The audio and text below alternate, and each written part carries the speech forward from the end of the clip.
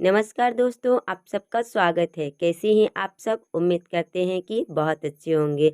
आज इस वीडियो में कवर करेंगे ईबीएस के टॉप 20 क्वेश्चन जो फर्स्ट और सेकंड दोनों पेपर के लिए है।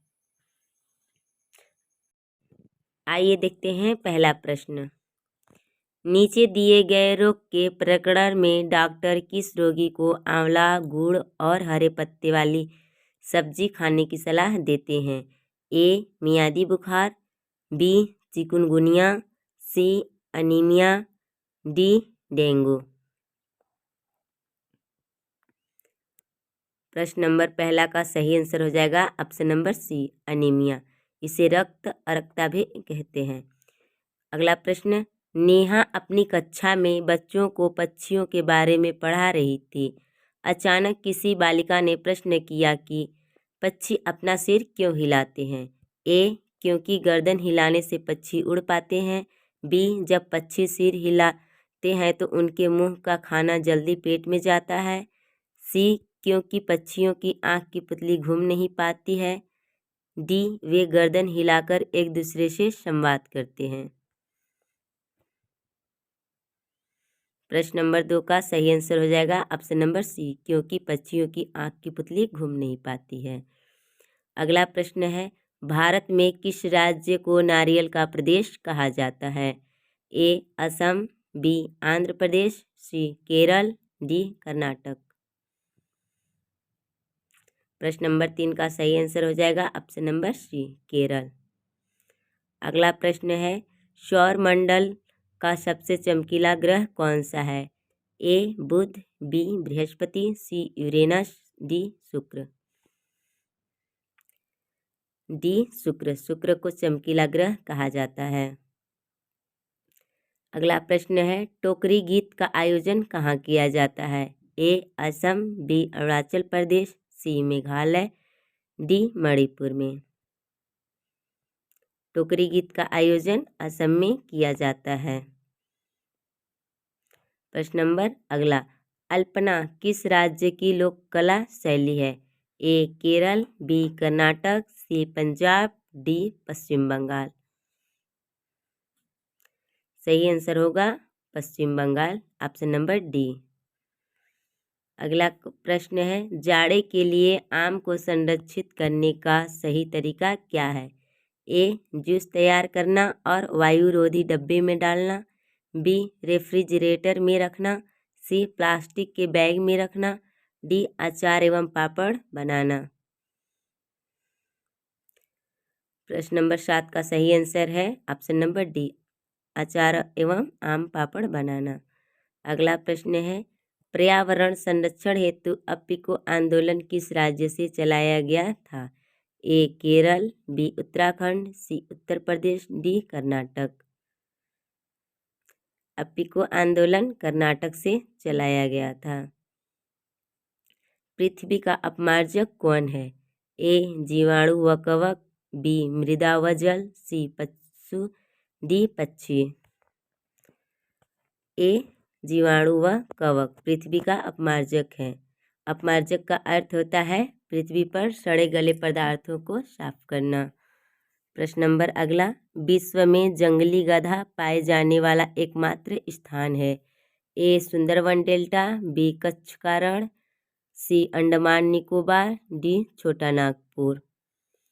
प्रश्न नंबर 10 का सही आंसर हो जाएगा ऑप्शन नंबर बी, कच्छ का रण। यह गुजरात में पड़ता है। प्रश्न नंबर अगला, नदियों का जल प्रदूषण मापने के लिए किसकी माप की जाती है?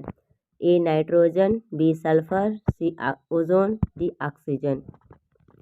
प्रश्न नंबर 11 का सही आंसर है ऑप्शन नंबर डी, ऑक्सीजन की माप की जाती है।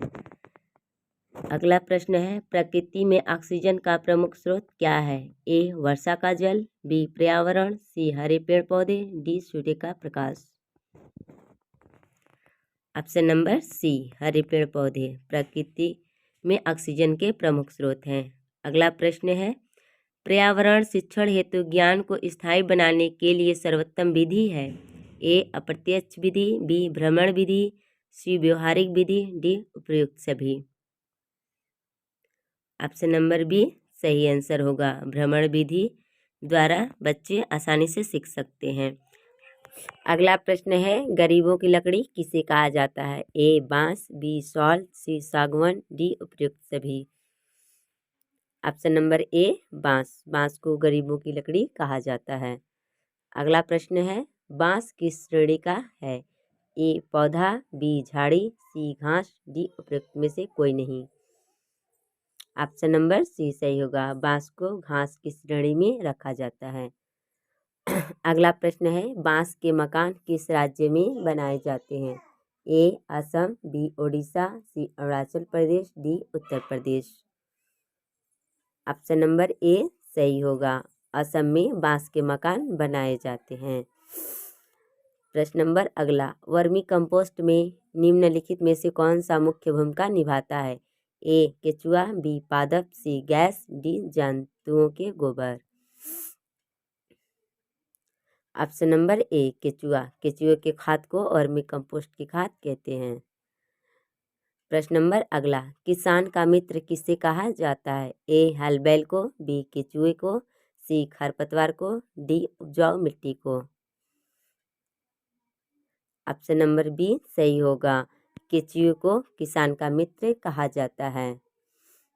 अगला प्रश्न है, कृत्रिम वर्षा के लिए मेघ के लिए प्रयुक्त होने वाला रसायन है? A potassium nitrate, B silver nitrate, C silver iodide, D potassium bromide. Option number C silver iodide सही होगा। अगला प्रश्न है, पर्यावरण के अंतर्गत आते हैं पेड़ पौधे और जंतु, बी पर्यावरण के विभिन्न घटकों के मध्य अंतः क्रियाएं, सी पर्यावरण का संरक्षण, डी उपयुक्त सभी।